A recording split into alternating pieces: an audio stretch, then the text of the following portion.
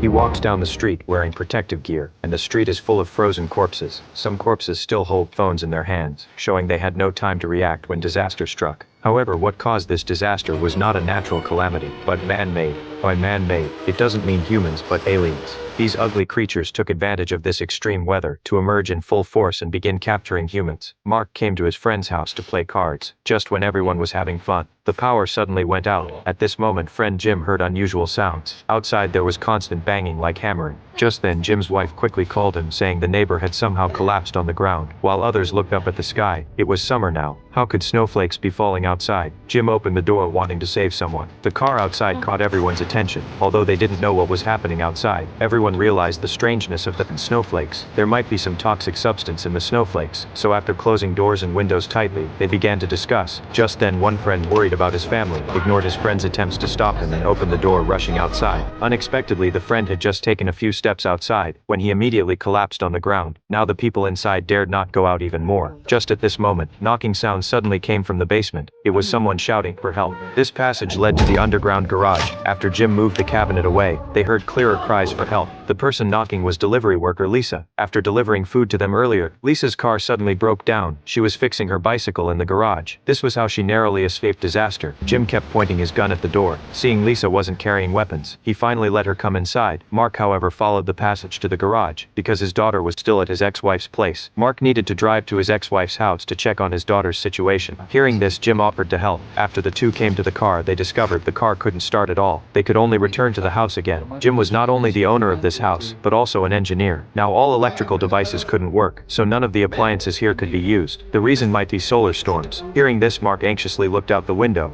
Suddenly he noticed the neighbor across seemed still alive. The neighbor saw there were survivors, so excitedly waved at them. Everyone quickly gestured with their hands, telling the neighbor never to open the window, but the neighbor misunderstood their meaning.